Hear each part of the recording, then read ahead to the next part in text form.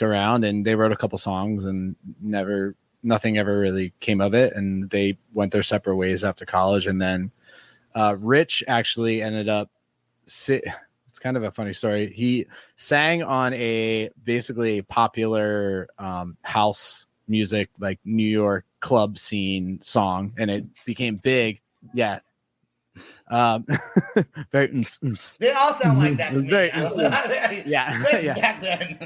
So he was actually doing a show at a club in Long Island, and he met our manager, and our manager was like, "Hey dude, do you ever think about doing a rock project? Your voice is awesome." And he's like, "I actually have a band." So he called up Dave, our drummer, and Julian, the guitarist, and was like, "Hey, this guy, you know, he's making some waves in the rock scene. You know, he was working with Fred Durst and had an artist signed with Fred Durst label, and you know, back then that was like cool." So yeah. that would still be cool.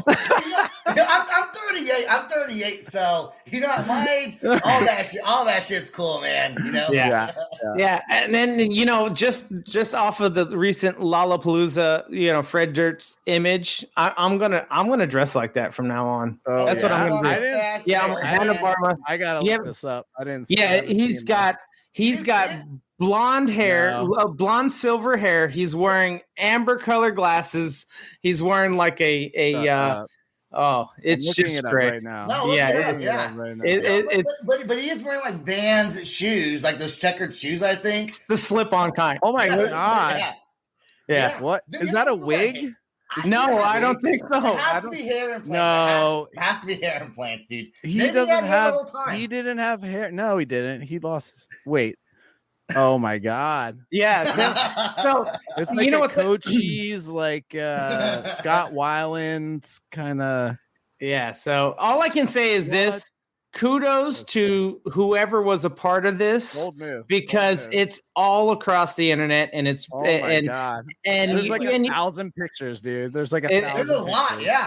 And I'll show you like, oh, that's a fake picture. I was like, it's not a fake picture. There's more pictures. He's wearing like a. Is it the brown jacket pants? He's wearing? The jacket. Yeah, is it like with the brown like slacks or whatever?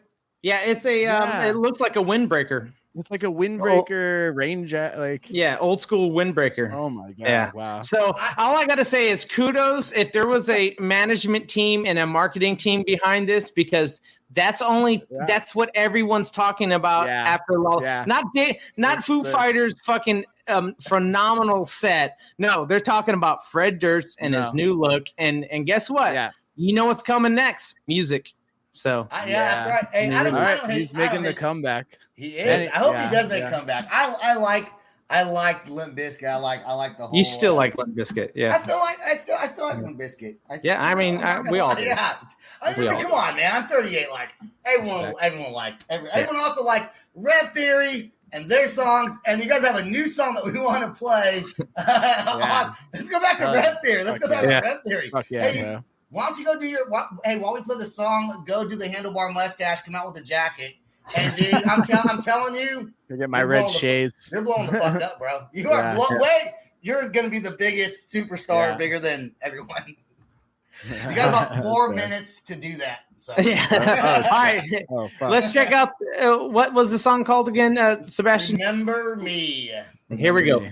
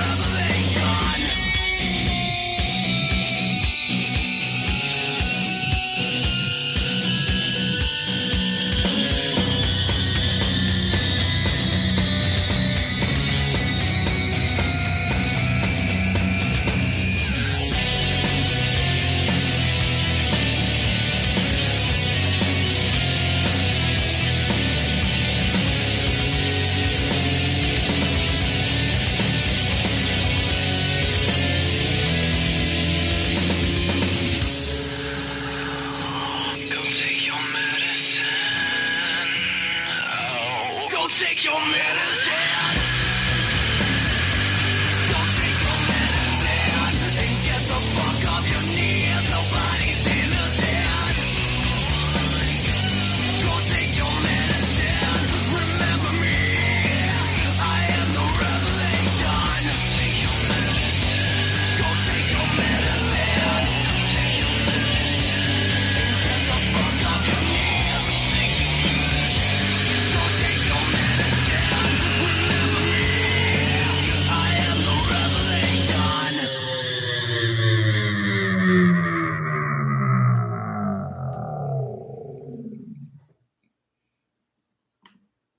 Oh yeah.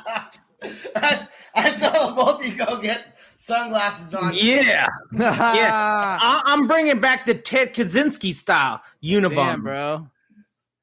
I should get my cowboy hat. Too late now. I should have went and got it back. Too late. You suck at comedy bits. No more for you. yeah. But I did want to hear that song. That is an awesome song, man. Yeah, it was very good.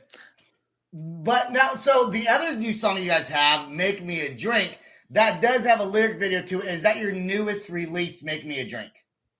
No, I actually released a song called You're on a Rodeo, which was a collaboration with Brandon Soller from Atreyu and Heidi Shepard from Butcher Babies. Oh, nice. Okay. So Julian and I did a writing session with Brandon Soller years ago and wrote this ridiculous song called You're on a Rodeo. And I was like, what are we going to do with this? And we didn't know what to do with it. And it was just sitting around. And I was like, hey, and we had done some co-writing with the Butcher Babies. And I was like, hey, Heidi, do you want to do some screams on this track? And she was like, yeah, I'm totally down. She's like, I love this shit. It's awesome. So she came in. Yeah.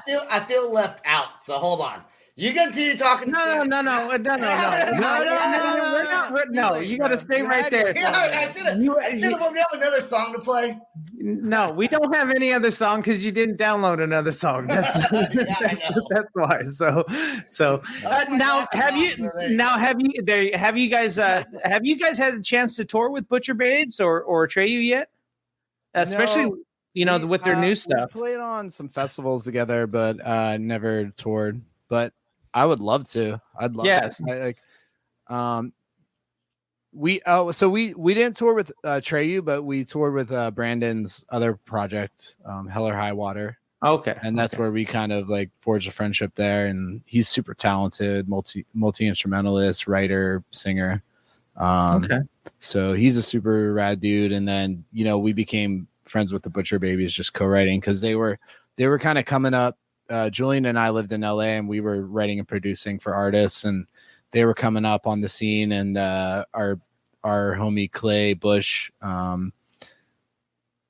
was kind of like pushing them, and then they ended up signing a deal. And they asked us if we wanted to co-write, so we did some co-writing with them. And sorry, go ahead, Sam.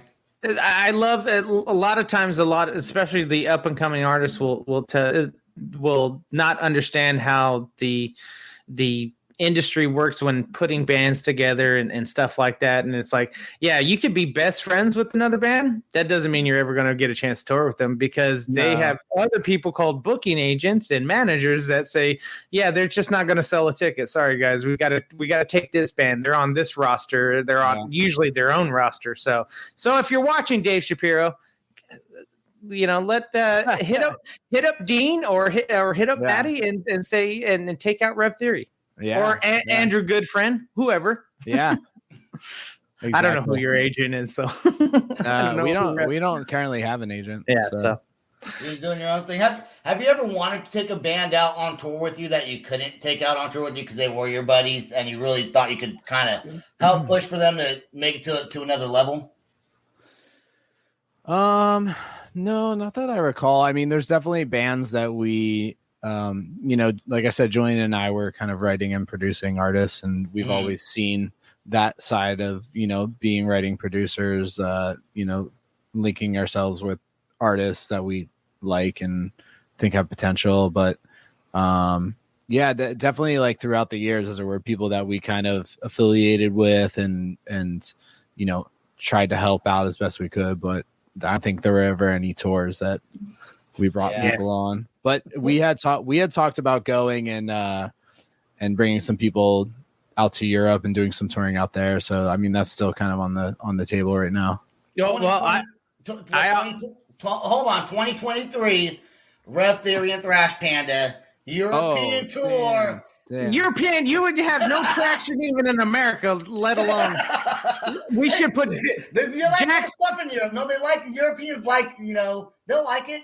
No. Hell yeah. Jack's Diaries definitely which actually I did. I told Dean, I said, hey, Jack's Diaries is over here in Italy and they're taking off. So I mean, let's put these guys together. He goes, I don't know if we're doing Europe right now. So I was like, well, we're ready. So I'm heading over there in the winter for the next album. So hey, Maddie, what was one of your favorite, if you have one, anyways, one of your favorite bands to tour with that you guys just kind of clicked real well and loved it?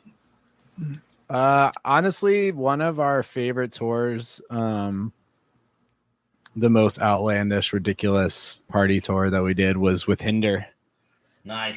It was kind of a weird meetup because we had the same lawyer and they were kind of coming up and we were like, oh yeah, like we're putting out an album and they had just released an album and they're like, yeah, why don't you come on this stint with us? And it got out of hand. It was just it was the craziest. We were having so much fun and we just became like super tight homies. And that's awesome. They ended up, this was before they even had just a hint of success, before they had Lips of an Angel, which was like a big success for them, and a crossover single, and probably one of the last big rock crossover singles that I'm aware of. But man, that tour was out of hand and it was a lot of fun. And I think they still talk about it too. We just, I don't know, something about it. We were kind of coming up and we were still like young and fresh and it was like our first like really, really big tour. And it was a lot of fun. If we get them on the show, which we're going to try to, then we'll bring it out. We'll bring it up.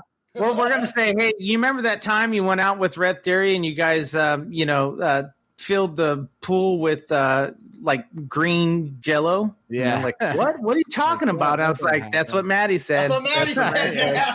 Yeah, and you guys got naked. Yeah, then you guys got naked and then started backstroking through it.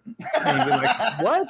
Dude, those guys would do some crazy shit. They were all about bets and like do this thing, and like they would just have the craziest dares, and sounds like a Jackass got out of hand. It was they were kind of like the Jackass band, like certain guys in the band, not everybody, but certain guys in the band would just they would literally do anything. Like the guitar player got his one time we were on tour, I think it was the Bad Boys of Rock tour, and he got his nutsack tattooed. That shit would hurt. Yeah. Did somebody? I went in and he was holding it. He was like stretching his ball sack out. He was shaking. He was like, yeah. I mean, could you imagine me in the tattoo artist? Wait. You want me to tattoo what? That's a couple extra $100 just because I got to fucking look at your nutsack. Then you have to stay still. While it's getting tattooed. Like you spread your nuts. Yeah.